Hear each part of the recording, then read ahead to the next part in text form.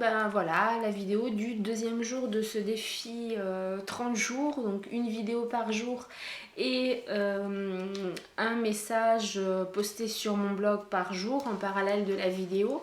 Donc à la base je voulais pour ce deuxième jour vous faire une vidéo sur la tenue du jour, puisque hier j'ai craqué pour une chemise à carreaux, donc vous pouvez voir le haut là. C'était ce qui était prévu à la base et puis au final je vais totalement changer de sujet, mais je vous ferai une vidéo sur cette chemise là, promis. Donc le sujet de cette vidéo, c'est, je sais pas comment on pourrait dire, coup de gueule, interrogation, enfin voilà, c'est une petite interrogation que j'ai sur, enfin non même pas interrogation, vraiment coup de gueule, par rapport aux agences de location immobilière. Donc pour que vous compreniez le pourquoi du comment, il y a ce petit coup de gueule. Je vais vous expliquer dès le début, ça va être plus simple. Donc à la base, je suis en location dans une maison de ville. C'est une petite ville très bien, ville historique, très jolie et tout ça. Les propriétaires sont pas plus chiants que ça. Ils habitent juste à côté, on a un jardin commun, donc voilà. On peut quand même faire comme on veut. Donc à ce niveau-là, il n'y a pas trop de soucis. Le seul problème, c'est que je trouve que le loyer est quand même très cher pour ce qu'on a, puisque c'est une maison qui fait 70 mètres carrés sur un étage, plus le garage qui fait la même superficie. Alors oui, 140 mètres carrés, c'est pas petit, mais en même temps, 140 mètres carrés de garage, on cuisine pas et on dort pas dans le garage, donc voilà. Et surtout, quand on a un enfant, avoir un petit jardin, c'est mieux. Les gens qui me connaissent, la ville, c'est pas trop mon truc, même si là c'est un petit village, mais bon, voilà, en race campagne c'est mieux. Et puis surtout, comme tout le monde, forcément, c'est la crise. Donc les factures, on fait un peu plus attention, aux économies d'énergie aussi. Et puis l'appartement, enfin la maison dans laquelle je suis est super mal isolée, tout simplement. C'est-à-dire que quand il pleut et suivant vers où il pleut, j'ai de l'eau qui rentre par ma porte-fenêtre, même quand la porte-fenêtre est fermée. Donc c'est super quoi. Donc on laisse souvent les volets entièrement fermés, même en pleine journée quand il pleut de trop. Ce qui arrive souvent ici 2-3 mois dans l'année. Donc voilà. Donc c'est pas super. Et puis en même temps le chauffage c'est électrique, donc tout le monde sait que ça consomme énormément. J'ai des factures monumentales, donc voilà. Donc c'est vrai que l'idée de peut-être déménager pour retourner toujours en location effleuré, même si à la base c'était prévu que je reste dans cette maison de ville jusqu'à ce que notre projet d'achat se fasse. Par contre, j'ai regardé quand même sur internet pour voir les différentes offres, s'il y avait quelque chose déjà dans les alentours ou pas. Parce que j'ai un enfant qui est super speed. Donc un appartement, c'est pas possible. Si là je voudrais quelque chose avec un jardin, autant avoir une maison.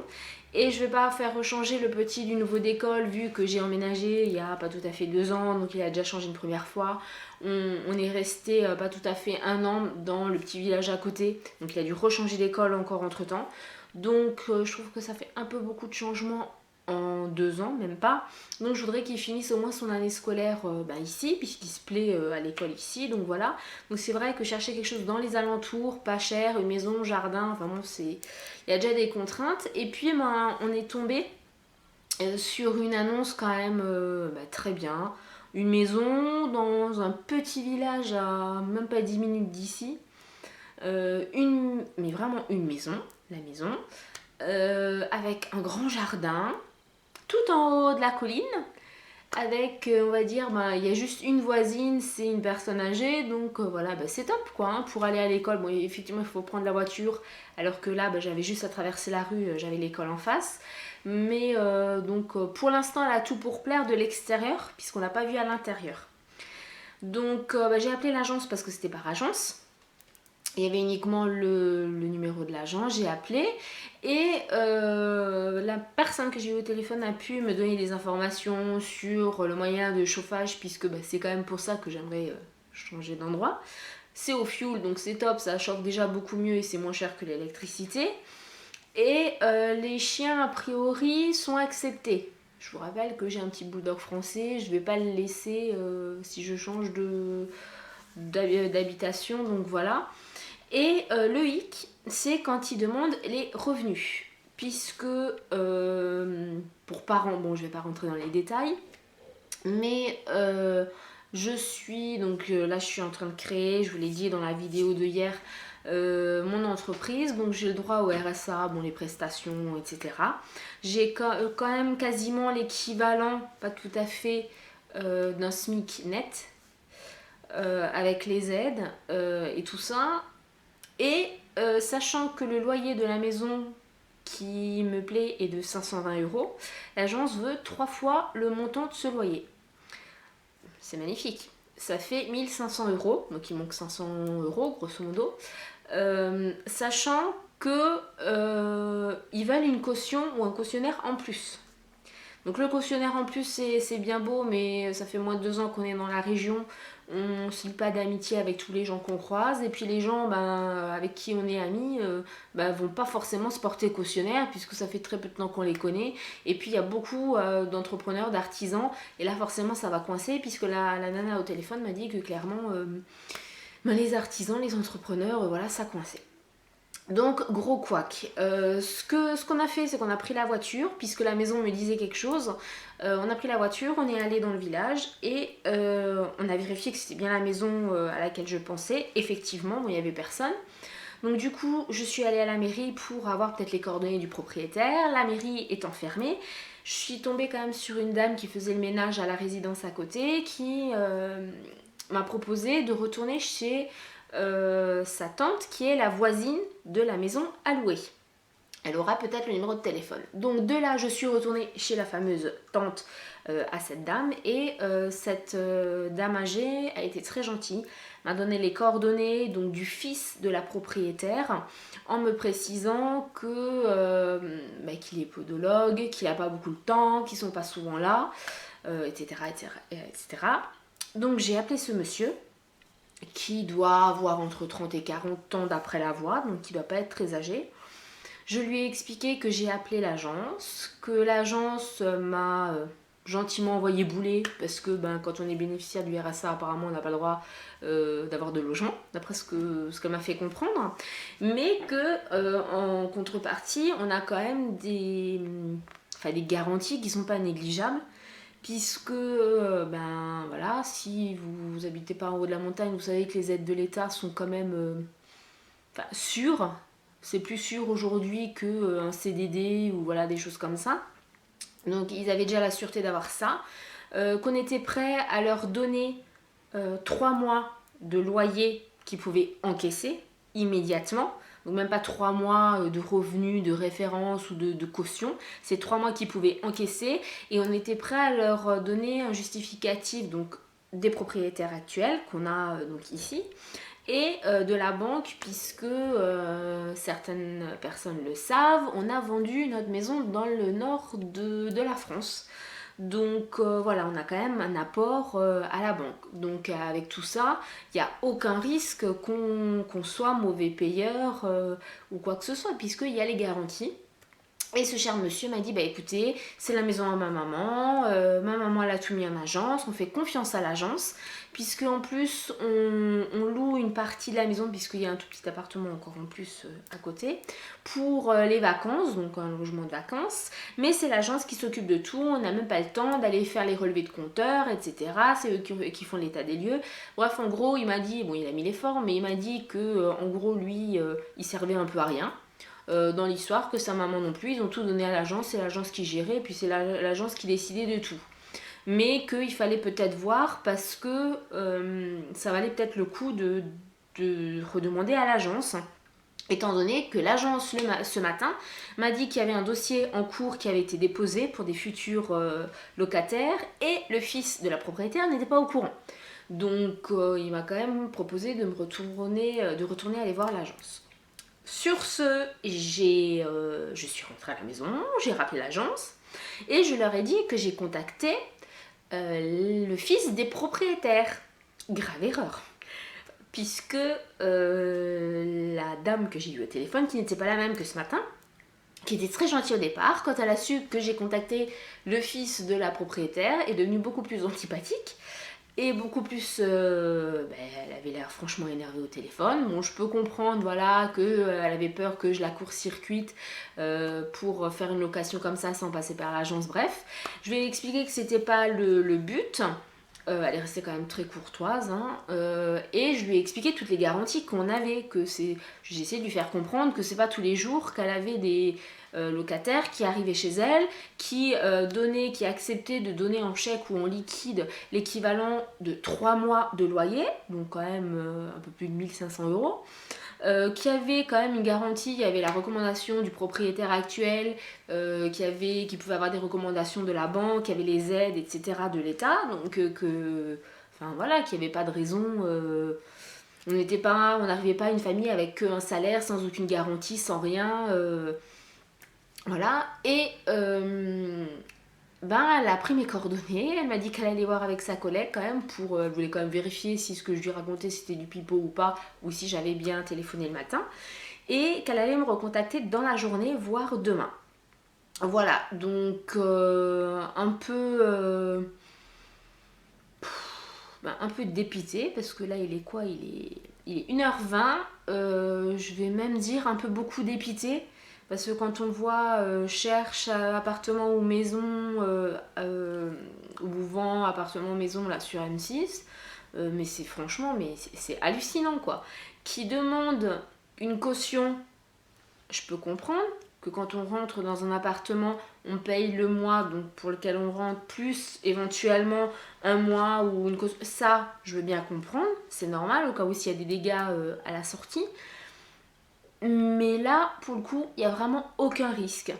Enfin, voilà. Surtout que, d'autant plus, ça aussi je l'ai dit à l'agence et au fils de la propriétaire, c'est qu'actuellement, je paye un loyer de 620 euros pour franchement une grotte à courant d'air. Et que le loyer de la maison en vue est de 520 euros. Donc, si j'arrive à payer les 620, les 612 pardon que j'ai là actuellement, les 520 j'arriverai les doigts dans le nez quoi. Enfin, je vois pas pourquoi j'arriverai pas à payer sachant qu'il y a 100 euros de moins à donner. Donc voilà, et que mes aides ne changeront pas, donc je comprends pas bien leur façon de voir, donc voilà. Donc vidéo franchement coup de gueule, 12 minutes quand même pour vous raconter ma petite aventure du matin de recherche de maison. C'est franchement, enfin voilà, c'est stupide quoi.